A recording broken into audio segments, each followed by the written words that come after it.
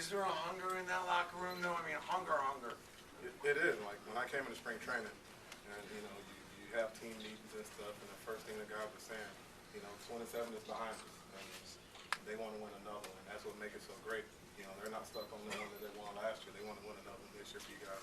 Absolutely. Some favorite pitchers. You get to catch against some really great pitchers. Got a couple favorites. Somebody that you really enjoy catching in particular.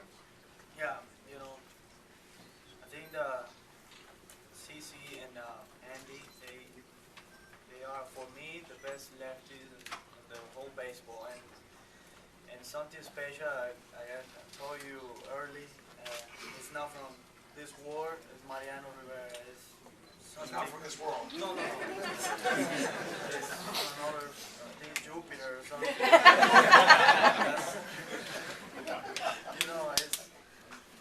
That's a pleasure to catch this guy. Just be behind the plate and receive. Do you give signals? I mean, no, just. Yeah. So a lot of people try to say, just change your sign. What sign I gotta change? You got only one. So that's special. Yeah. A little nervousness when those batters come up, though, or is it? I don't know. You can see the face, the ear, faces, and everything. And when Mariano's on the mound, it's like, it is again. That's it. We gotta swing. And they try to do too much, and you can see Mariano's face. He got peace. He got concentration, and he knows he can do it.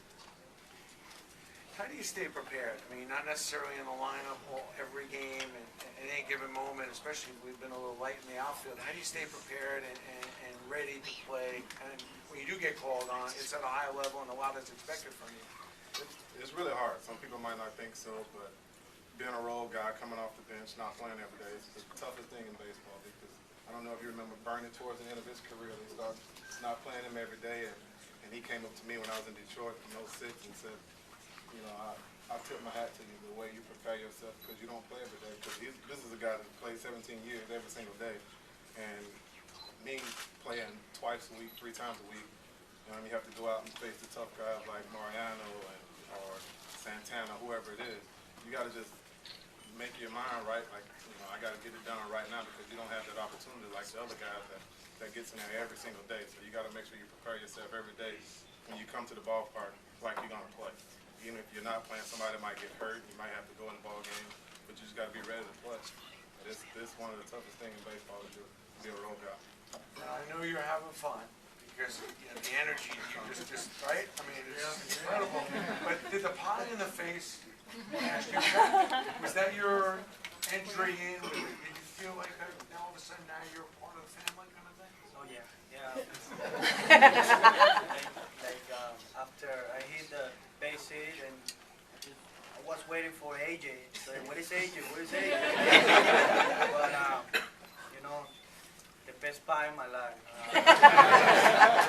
And I think the best part is the way my teammates felt everything. Like they enjoy with me. They make me feel part of the party, and that's a lot for a baseball player or for a young player. Let's go back to Detroit for a minute here. I mean, tough town, things not going so well there. I mean, is it really almost like the opposite ends? That ballpark is awfully nice. Yeah, the ballpark is nice. You can't compare New York and Detroit. It's not even close to being comparable. Even Detroit gave me the most of my time in the big leagues, but you can't compare it to New York. I mean, the fans, the media, whatever it is, it's New York's up there, Detroit down here. Now, Jim Leland, tell me a little bit, Hall of Fame manager. Skip was great. He was the first guy to give me a chance to make the ball club out of spring training, and I was there for 6 years. And I talked to him the other day. His son got drafted. We were real close. We made a really good relationship once he came on board in Detroit. And, he's a great guy. How'd you feel after you hit that home run your first big league at bat? What was that like? The old stadium. I was right today, every off season, before I start working out in November.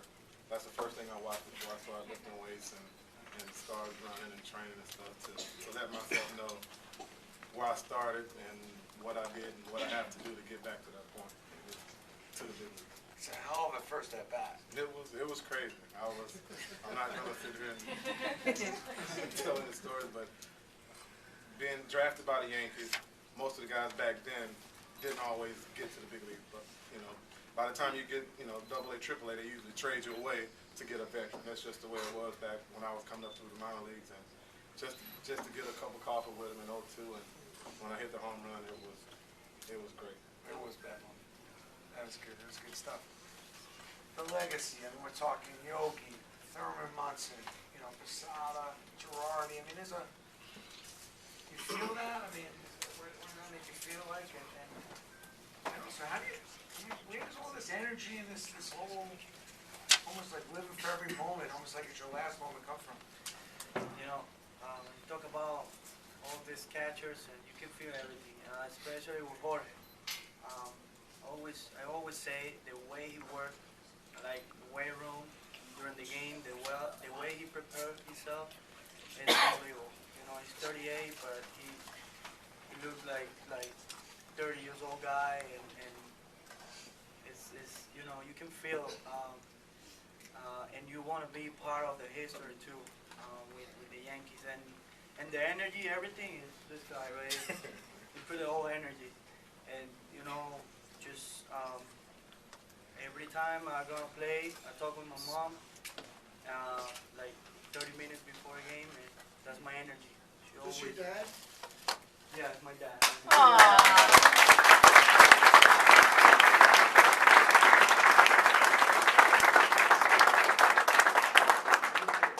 Yeah, so I talk to them, and they put good things in my mind.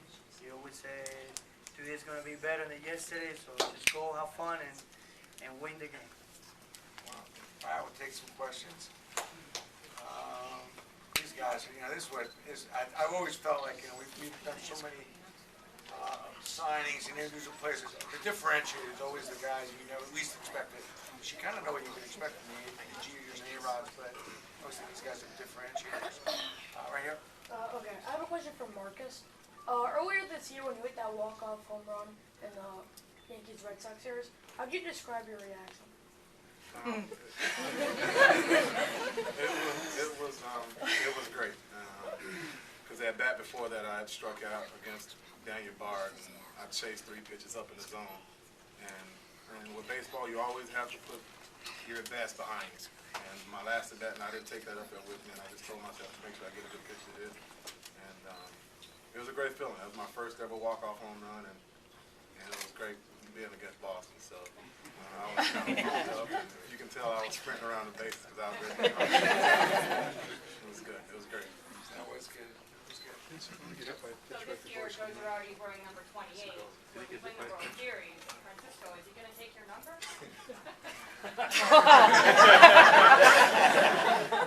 He's the boss. You gotta wear it. I don't know. I don't care. I'm 29, but we're gonna win this year, and I'm gonna give it to him. No problem. Love that. Yeah. Oh, just a comment to Francisco. My 25 online votes for the All-Star game. You might write in for catcher for the American League All-Star. Me too.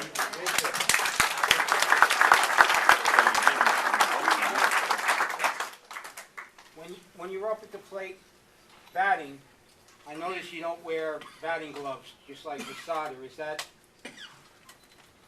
No. I think, when I was a little kid, you don't have the money for buy batting glove, and I always wear nothing, just like this, and I don't like, I come from a little kid, I don't, and when I came here first time, I saw Posada and said, okay, I can do it. a lot of blisters and everything, but it's okay.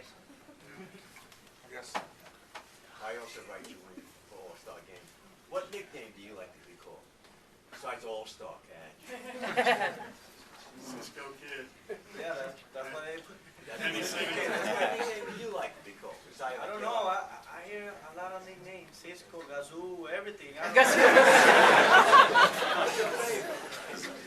think Cisco's good. Yeah. All-star catch. That's fun. Want me?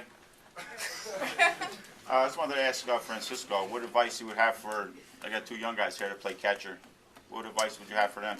You know, right now, just have fun. That's it. Don't pay attention to anything else. Just have fun. Come to the field. Just enjoy your time. Enjoy your age. And when you got my age, you worry about other things. Right now, just have fun with the pitcher. Just throw everybody out on second base. And always laughing. Always laughing. You know, it's just God give us ability and to play baseball and do a lot of things, and we gotta enjoy that because it's not everybody, you know. Did it always come natural for you to play? Were you always good, or did you have to work really hard at it? Yeah, you know, I think I had energy since I was born, but to be a baseball like a big league, I work a lot because when I signed, was hard to me to hit with the maple bat and just like a 100, 160 pounds, and you know it was really hard. And I was infield and learn catch and do a lot of things. So, but fun, really fun. Cool. This one's for Francisco Cervelli. If you had one pitcher in the major leagues that you would catch for, who would it be? You know, I think I got the best five. Yeah, I think the starting, the bullpen, and closer. I got the best in the world, and you know, enjoy every guy. But if you're a catcher, you want to catch Mariano every time. Do you think a normal person could catch Mariano? Yeah, you gotta see him a little bit because it's sometimes it's tough. You could get hurt. Yeah. Could see how I used to that. It was a little hard at the beginning. Yeah. Yeah, I think it's a little easy right now because you don't throw the 97 you used to throw, but Jorge can tell you what Mariano was. He used to throw 97, 95. Yeah. Mariano will tell you. We gotta get Mariano in here. We gotta do that at some point. We haven't sat down with him for a while. See where his head's at, but he's amazing. In the back there. Francisco, were you always a catcher growing up? No. I was infield and pitcher, and Yankees made me catcher.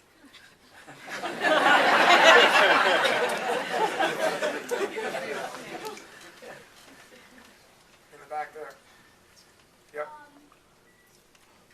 Mr. Thames, do you have a baseball hero when you were growing up? Say it again.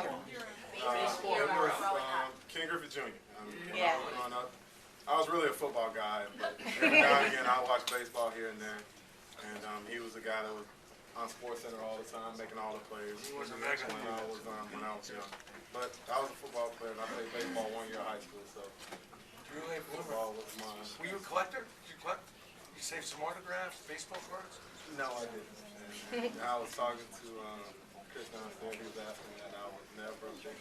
Now, since you've been playing, have you do any swapping or? I'll get jerseys and stuff. I got some stuff from Yogi. He's always around. Whitey Ford, some stuff for him. I got all the managers that I've played for in the big league, but they haven't had a chance to play, play in the big league. So you get a couple of things from here and there. You got to play for Joe? Play for Joe. He was great. He was straight. He was honest with me in 02. In spring training, he was like, if somebody get hurt, you're going to be the first guy. If you're healthy, whoever call up. So somebody got hurt in 02, and he was a man of his word and called me up, and I got a chance to get to the big league for the first time ever. Now, are you collecting all a little bit since you've been out? You saving anything? Yeah. So a lot of big guys around all the time. And yesterday I had Andy Pettit 200 win. He signed me, catch that. You know, I think one of the best thing I got. And, What did he sign for you? he signed a ball and could you caught this game? Or like a game used ball? Yeah, the game used.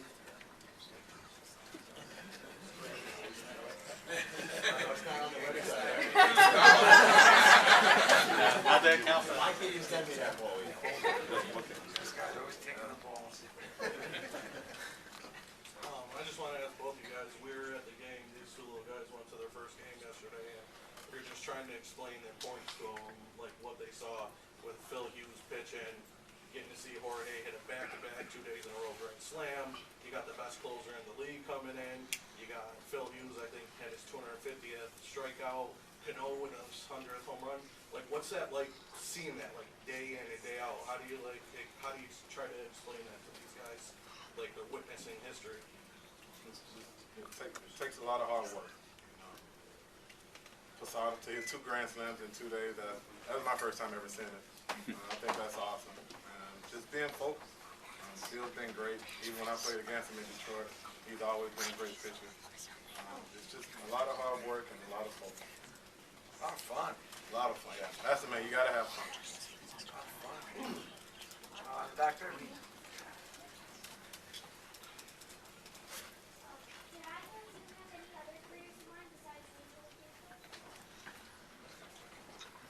Well, I went to junior college back home. I wanted to be a coach or to play sports. I always loved football, pretty much. I was a diehard football player and What position? receiver. That's when I could run back in the day. I was a bit lighter back then, but I've always wanted to be around sports, doing something in sports. Were you thinking about a second another career besides baseball? No. Focus. Right here. Francisco Cervelli, what's your relationship really like with Posada? Is there any like jealousy since he was the starting catcher? No. He's great. He's always smiling too. He's always, make me doing a lot of things. I'm a little clown for him. But it's good. It's great, and I love to be in the Yankees with him. It's the best. That's what we're talking about, right? He's intense. Jorge is one very serious guy. He'd probably go to work with a briefcase and a suit tie. And he's so serious about his business. You feel like that's kind of a good mixture. Yeah, because I'm not too serious, I work a lot, I learn a lot, but I always got a smile on my face, and maybe they don't show that, but they feel it too, because they've been playing this game for a long time, but they have fun so much. Yep.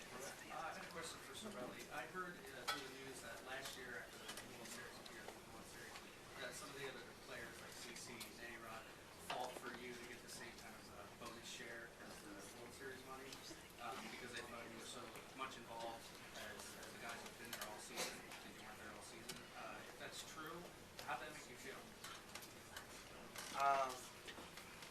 That's new for me. I don't know. Let me simplify the question. Did you get a full share of World Series or partial? Oh yeah, they give full for me, but I never heard something. Well, the reality is you didn't play a whole year, so they have to vote you to get a full share, and apparently they did, because you got it. Did he not know Oh, that? I would say thanks tomorrow.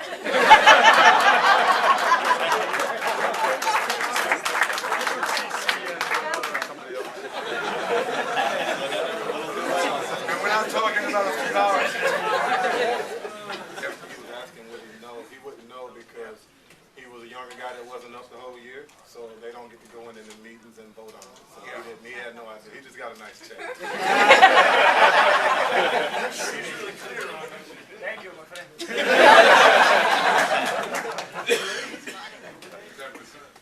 That is nice. That's nice. That's a good little tidbit. Well done. Yep. Francisco, why did you throw off your helmet when you got the triple? because it's a little heavy.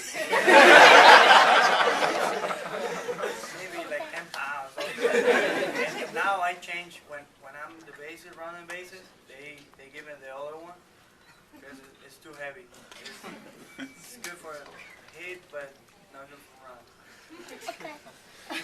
Nancy, you right in front.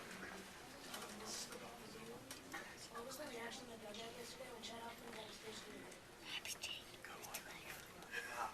It was great for me. I always loved it because I remember when I got my first hit, and I was rooting for him. He was hustling, getting down the baseline, and it was great for him. He had his family there, and they won't ever forget it. He'll always watch it, and he'll always remember where he got his first major league hit from. Did they save that ball for him? Oh yeah, they took it out. They took it out? They took it out.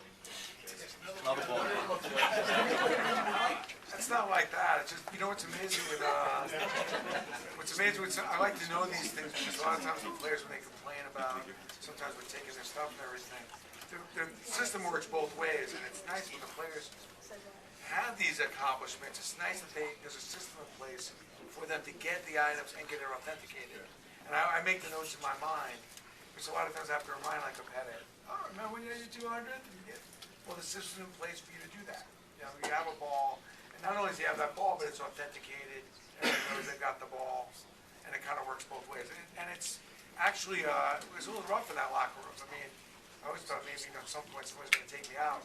At the beginning, because like I remember Musina coming into the locker room, and he'd be like, I'm gonna kill this guy. He took my chair. I'm like, you went in the locker room and took your chair.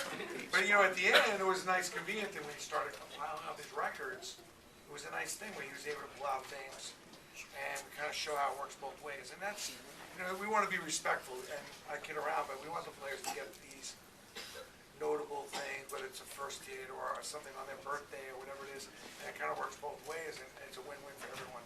And ultimately, we want to make money for the Yankees so they can afford to sign more players and better players. I mean, that's a little bit of our role too, is that we're an additional revenue that not a lot of the other teams have. That can hopefully, maybe we're helping them sign that one more player with the extra few dollars we make them. That's my 3 cents. Yes. For Marcus, how do you? I know you guys want to take pictures and. How do you feel, and when do you expect to play again? I was in getting treatment right before I came here, and Gino said probably about 10 days, 12 days. Hopefully I'll be back. Great. Cool. In the back. Yes, sir. Myself. Yeah. Marcus, how is it, the outfield, Yankee Stadium, say, compared to a number of other left fields and stuff? Is one harder than the other, or some of them pretty tough? At Yankee Stadium, the left center is a lot bigger than a lot of the other ballparks, and you just have to get there in batting practice. I don't know if you guys were there before we start batting practice and stuff. They make sure we take a lot of balls and stuff out there. And but other than that, you just gotta try to work hard. And me not being able to play every day, I have to try to take more balls because it's not easy sitting over there and then get up and going out and playing in the outfield. Some people might think so, but it's a little bit different. Practice and game speed is a whole lot different. You gotta actually almost play a game within the game. That's right. You gotta almost play your own little game in that. And in batting practice, they make fun of me because I don't ever smile during batting practice because if I'm not playing, that's my game. I gotta make sure that, in case I do get in the game, that I'm ready to play. So, Question for Mr. Cervelli. My son, like the gentleman over there, he's a catcher too. He's 9 years old. You mentioned about throwing guys out at second base. Do you have a specific move you maybe might be able to show him or tell him about? Don't think about it, just throw it. Take the ball, the first thing, and then throw it. That's it. Ladies and gentlemen, 3 more questions, please. All right, we going over here. How did both of you feel about the situation where Jim Joyce made a bad call from face?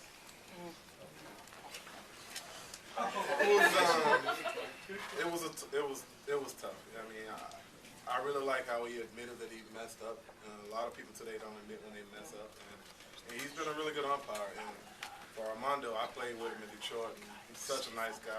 He's like Cervelli, always got a smile on his face, always laughing and joking around. And I was really hoping that they would change it, but I knew they couldn't because it would raise up too many flags. Everybody would want stuff changed, but I was just happy that he admitted to it.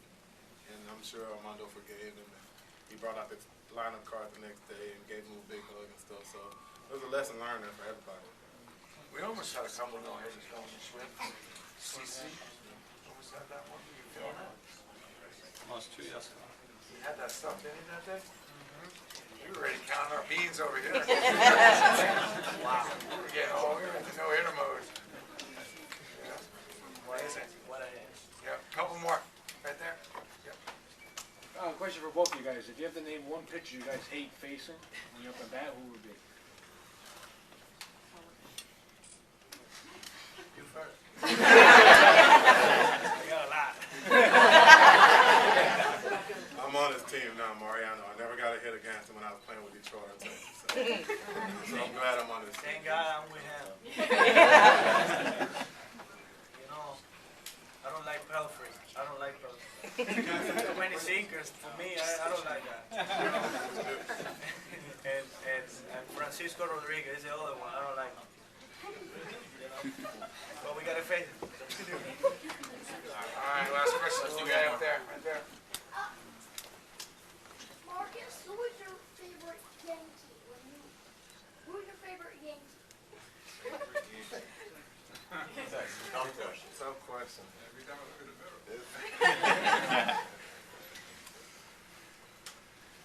I'm trying to see it. They had a lot of great players, and when I get a chance to meet them, Dave Winfield, Reggie, and most of the guys that play. Yankees always have great players. I think Dave was a little bit just the football connection and the multi-sport. And the way how hard he hit the ball. Yeah. And my uncle made me watch. That was the only time I had to watch baseball was when he was batting. He always wanted me to see how hard he hit the ball and stuff. But Did you have a favorite Yankee growing up? Were you a Yankee fan growing up? No.